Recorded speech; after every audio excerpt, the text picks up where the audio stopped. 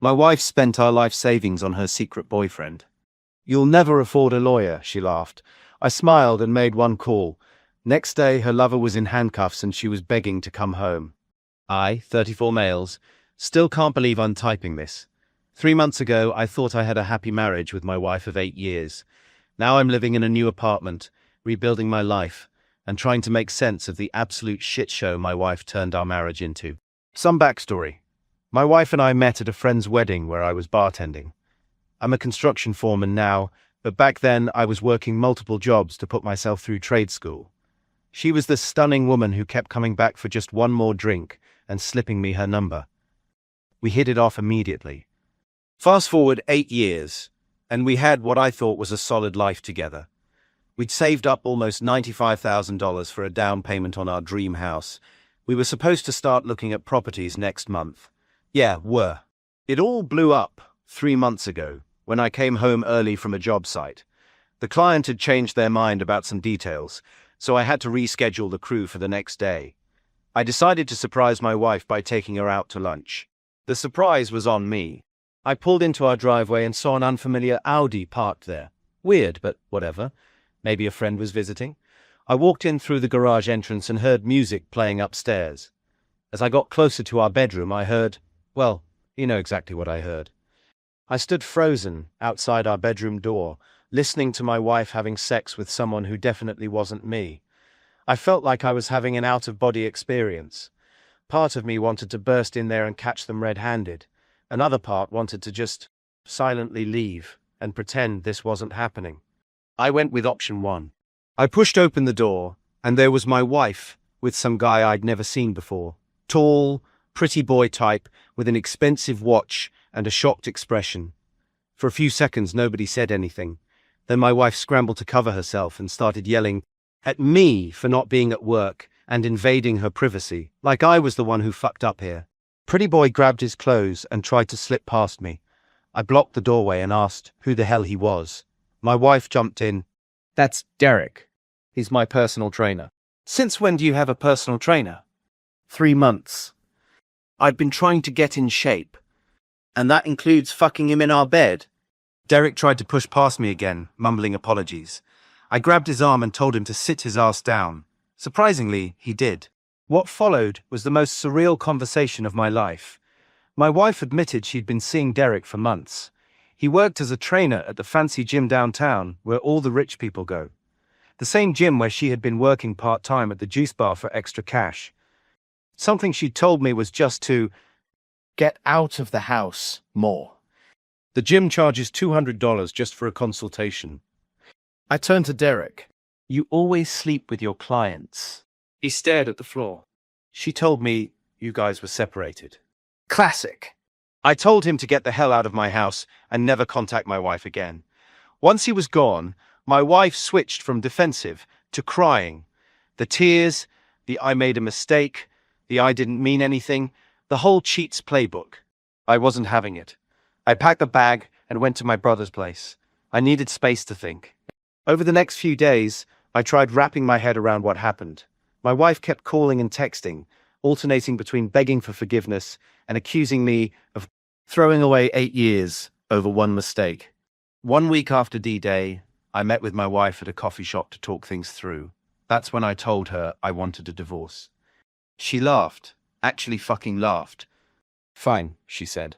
But you should know I've been planning for this possibility. That's when she dropped the bomb. She'd emptied our joint savings account, all $95,000, gone. Derek and I have been investing it, she said with this smug smile. Real estate, mostly. He's really good with money. I felt like someone had punched me in the stomach. That was 8 years of savings. Every bonus, every bit of overtime, every penny we'd put aside for our future home. That's theft, I said. I earned more than half that money. She shrugged. Prove it. We're married. It's community property. I'll get a lawyer, I said. That's when she laughed again. With what money? You'll never afford a lawyer. Derek's cousin is an attorney, and he's already advised me on everything. By the time you save up enough for legal fees, the money will be so tied up you'll never see it again. I sat there, Stunned. The woman I had loved and trusted for 8 years was now openly bragging about stealing our life savings and giving it to her affair partner. Derek's helping me find an apartment, she continued. I'll be moving out this weekend.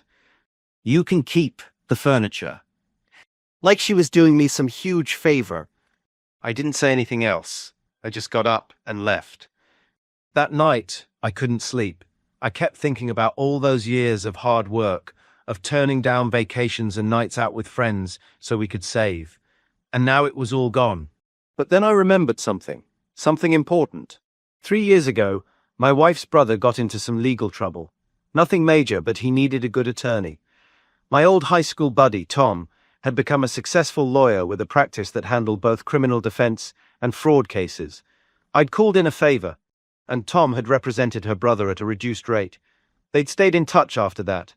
In fact, I remembered my wife telling me that Tom had helped her brother with some investment opportunities last year. I didn't think much of it at the time. I picked up my phone and called Tom. It was 11 p.m., but he answered. "Hey man, sorry to call so late, but I need your help," I said, and explained the situation. There was a long pause on the other end. Then Tom said, "Your wife's boyfriend is Derek Watkins?" Yeah, you know him? Oh, buddy, do I know him. Derek Watkins has been on our radar for months. He's not a real estate investor. He's running a confidence scheme, targeting wealthy women at that gym. Gets them to invest in fake property deals. He was convicted of similar scams in Arizona, but moved here after serving a short sentence. He's currently on probation, but the local authorities didn't know about his past when he moved here until we started investigating him. I felt a rush of something between vindication and horror. "So the money's gone?" Maybe not, Tom said. "We've been building a case. 3 other victims have come forward, but they've been reluctant to press charges because they're embarrassed." "If your wife will testify..." "She won't," I said. "She thinks the sun shines out of this guy's ass." "Then we'll have to do this the hard way." "Can you come to my office first thing tomorrow?" The next morning, Tom introduced me to his partner, a former financial crimes detective. They explained that Derek had been running this scam for at least 2 years. He would target women at the gym, usually married ones with access to joint funds, seduce them, then convince them to invest in properties that didn't exist.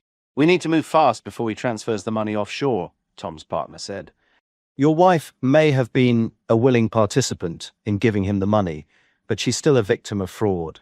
They had me sign some papers, make a formal statement, and provide all the documentation I had about our savings account. By noon, they were requesting emergency court orders to freeze assets connected to Derek. By 3 p.m., they had them. By 7 p.m., Derek was in handcuffs. Turns out Derek had been on probation for his previous fraud conviction from Arizona.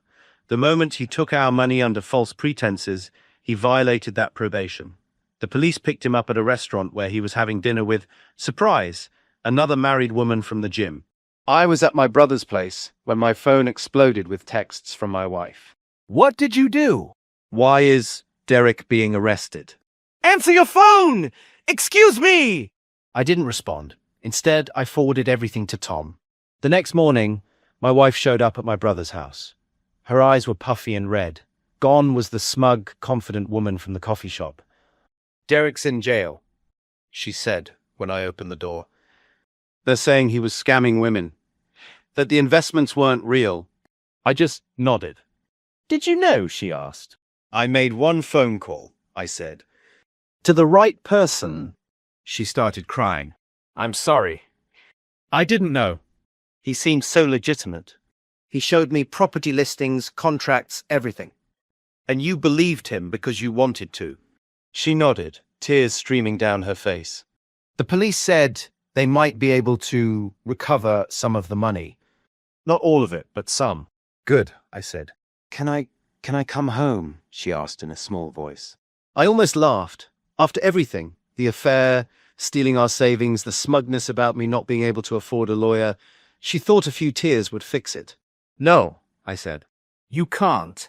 "But I made a mistake." "I was stupid." I got calmed. "You made several mistakes," I corrected her. Cheating on me was a choice. Emptying our account was a choice. Taunting me about it was a choice.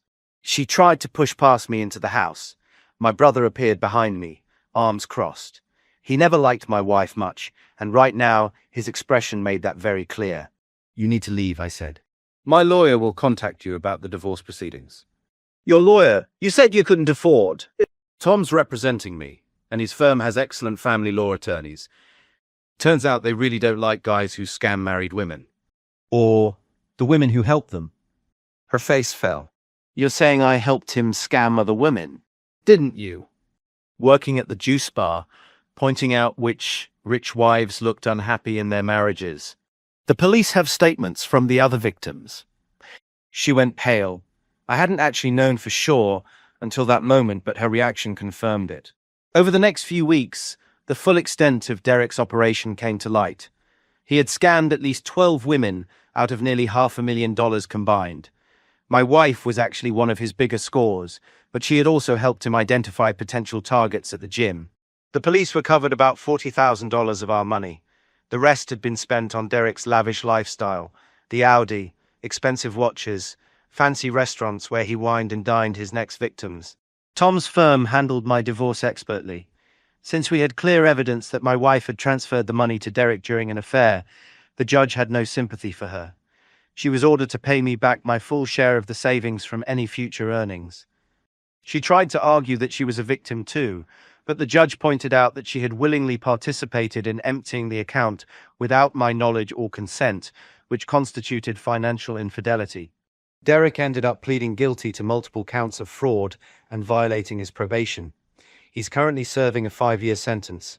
As for my wife, last I heard, she had to move back in with her parents.